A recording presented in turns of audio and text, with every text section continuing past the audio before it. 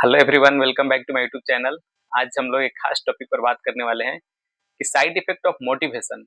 Motivate अगर आप रहते हैं, अपने टारगेट को अचीव करने के लिए खुद को मोटिवेट करते हैं, तो उसके भी कुछ साइड इफेक्ट है। ऐसा नहीं है कि आप हर दिन मोटिवेट रहेंगे और टारगेट को आप अचीव करते चले जाएंगे।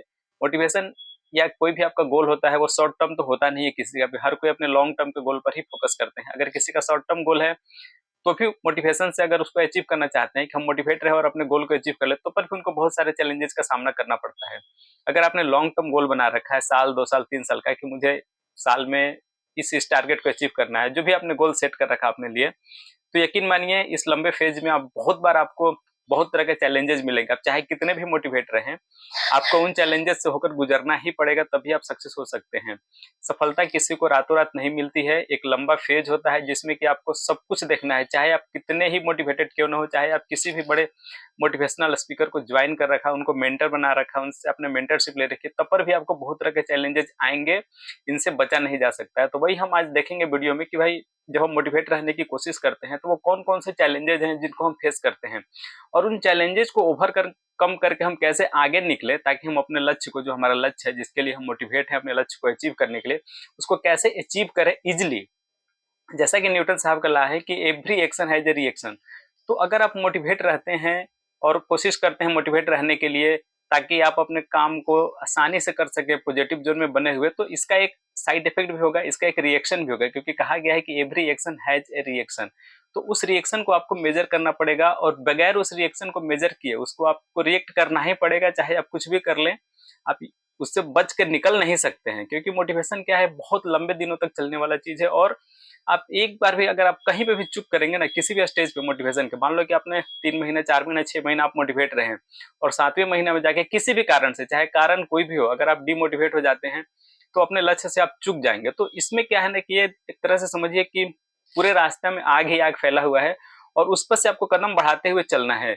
जिस पल जिस क्षण आपको ये महसूस होगा कि नहीं, आपसे ये नहीं हो पाएगा, उसी क्षण आपका पैर जल जाएगा। क्योंकि आपने देखा होगा बहुत सारे जो मोटिवेशनल स्पीकर हैं, लोगों को ना वो फायर टेस्ट के लिए बोलते हैं, वॉक ऑन फायर। मतलब कि उनको माइंड में इस तरह से सेट कर देते हैं कि अगर आपका ये टारगेट है और आप उस पर फोकस किए हो और आप इस फायर से गुजर भी जाओगे ना, तो आपको कुछ नहीं होगा। और यकीन, उनको जलता भी नहीं उनका पैर, अगर जो गुजर जाते हैं तो उनको पता भी नहीं चलता है। तो उस लेवल का मोटिवेशन आपको चाहिए। तो कहीं भी इसमें चूक की संभावना नहीं है। आप मोटिवेशन में कहीं भी चूक करते हैं, कहीं भी थोड़ा सा भी, चाहे कितना भी बड़ा फेज को क्रॉस कर गए हो, कहीं भी चूक करेंगे तो फिर आप सीधा नीचे चले आते हैं। और मोटिवेट अगर आप हैं और आप सफलता के लिए मोटिवेट अपने आप को कर रखे हैं, और इसमें यकीन मानिए अगर आप कहीं पे चूक करते हैं, मिस कर जाते हैं, तो आपको बहुत बहुत, आप एक तरह से समझिए आप ऐसे फेज में चले जाएंगे ना जहां से आपका निकलना बहुत मुश्किल हो जाएगा। तो मोटिवेशन में हमें हर कदम पे फूक फूक के अपना कदम बढ़ाना है, और बहुत ही सावधानी बरतना है। अगर थोड़ा सा भी चूक, आपको समझिए कि आपकी लाइफ भी समाप्त हो सकती है। क्योंकि एक बार अगर कोई बंदा मोटिवेट है और उसने अपने टारगेट को अचीव नहीं किया, तो उसको दोबारा से रीमोटिवेट होने में बहुत समय लगता है। वो बंदा पूरी तरह टूट सकता है, बिखर सकता है, और वो कोई भी मेजर स्टेप भी उठा सकता है अपने लाइफ में।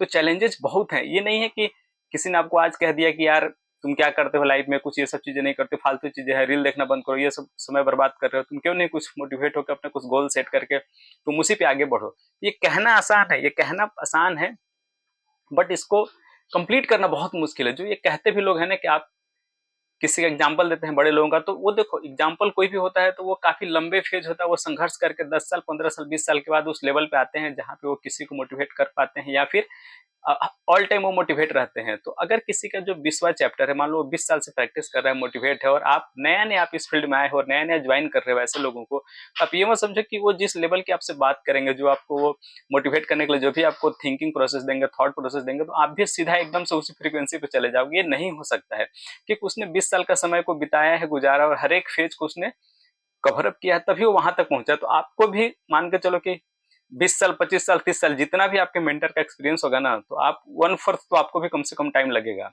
क्योंकि मान लो कि आपका मेंटर के पास कोई मेंटर नहीं होगा, तो उसने गिर के उठ के संघर्ष करते करते सारी चीजों को अपने लाइफ में अचीव किया होगा। और मान लो कि आपको फर्स्ट दिन से ही एक बहुत अच्छा मेंटर मिल जाता है, तो भी ये आसान नहीं है कि आप तुरंत अपने टारगेट को अचीव कर लोगे और सेट कर जाओगे। आपको तब पर भी बहुत टाइम लगने वाला है। मान लो कि आपके मेंटर का 30 ईयर का एक्सपीरियंस है, तो आपको भी सक्सेस होने के लिए कम से कम 5-6 साल तो लगेंगे ही लगेंगे। और 5-6 साल का एक लंबा फेज होता है, और इसमें आपको बहुत बार ऐसे चैलेंजेस आएंगे जिस टाइम आपको लगेगा कि नहीं, आप मेहनत तो बहुत कर रहे हो, लेकिन आप जहां खड़े हो वहीं पे हो, आप आगे बढ़ ही नहीं पा रहे हो। कोशिश बहुत कर रहे हो, पूरी शक्ति आप आपने लगा दी, कोशिश की, लेकिन आप आगे नहीं बढ़ पा रहे हो। तो प्रकृति का नियम है कि देखो, हर एक चीज को एक सर्टेन टाइम चाहिए किसी भी चीज को फुलफिल या मतलब फलित होने के लिए। तो इसमें भी आपको क्या है कि मेहनत करना है आपको, लेकिन आप ये नहीं कह सकते हैं कि मैं अगर 10 गुना मेहनत करूंगा तो सफलता मुझे 1/10 कम टाइम में मिल जाएगी। सफलता को जब मिलना है जब भी आएगी वो, बस आपको मेहनत किए जाना है, मेहनत किए जाना है। और कभी आपको बहुत ज़्यादा एग्रेसिव नहीं होना है कि नहीं मैं बहुत मेहनत कर रहा फिर भी मुझे नहीं मिल पा रहा है,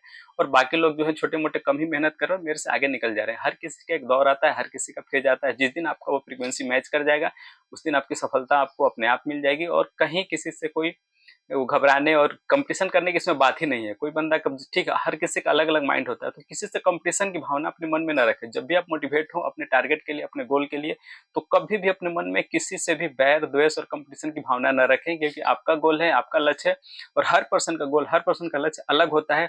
और हर पर्सन की एक्चुअली जो इंटरनल कैपेबिलिटी है ना किसी भी चीज़ को सीखने की, समझने की, तो सबका डिफरेंट डिफरेंट माइंडसेट भी होता है। तो कंपेयर क्यों क्यों करना है यार? कंपेयर, हमारा अपना लक्ष्य है और हमें अचीव करना है। बस हमें अपने लक्ष्य पे ही फोकस बनाए रखना है, ज़्यादा से ज़्यादा टाइम उसी के इर्द-गिर्द हमें कोई भी एक्टिविटी करना है, कोई भी काम करना है, और मेन अपने लक्ष्य से, मेन फोकस से हमें हटना नहीं है।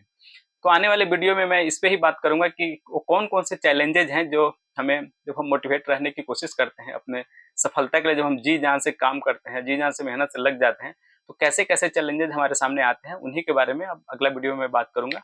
तो एक-एक करके हम सारे टॉपिक को कवर करेंगे, जिसमें से आपको यकीन नहीं होगा, जिसमें से कुछ-कुछ ऐसे पॉइंट्स हैं कि आपको लगेगा कि यार मोटिवेशन से अगर कोई बंदा नहीं सक्सेस पा सकता है तो एक्सट्रीम क्या हो सकता है, डिप्रेशन तक हो सकता है, लोग सुसाइडल थॉट आने लगता है। अगर मान लो कि आप बहुत दिन से कोई काम को प्रैक्टिस कर रहे हो, कोशिश कर रहे हो, आपको सफलता नहीं मिल पा रही है, तो आप इतना ज़्यादा नेगेटिव में जा सकते हो, नेगेटिव जोन में, कि आपको सुसाइडल थॉट भी आ सकता है। तो मोटिवेशन को का जो साइड इफेक्ट है बहुत एक्सट्रीम है, बहुत एक्सट्रीम है, क्योंकि हम क्या है ना, मोटिवेशन सबके बस का नहीं है, सब लोग इसको प्रैक्टिस नहीं करते हैं, स्टार्ट करने से पहले ही छोड़ देते हैं। लेकिन जो लोग इस रास्ते में आगे बढ़ गए ना, तो फिर वो अपने डिफीट को एक्सेप्ट नहीं कर पाते हैं, क्योंकि क्या है कि जब आप रास्ते में आगे बढ़ते हैं ना, तो उस रास्ते से गुजरने वाले बहुत सारे लोगों को आप इग्नोर करते हैं और उनकी बातों को कान से निकालते हुए आप आगे बढ़ते हैं। तो फिर जब आप सफलता नहीं पाएंगे ना, तो फिर वही लोग आपको 10 तरह की बातें बोलेंगे, और फिर आपके पास कोई ऑप्शन नहीं होता है। तो ये बहुत बहुत बहुत डेंजर चीज़ है, और आप अगर मोटिवेट हैं किसी काम को करने के लिए, तो प्लीज़ आपको बहुत सारे सावधानी बरतने की ज़रूरत है, अदरवाइज़ आपको बहुत दिक्कत होने वाला है लाइफ में।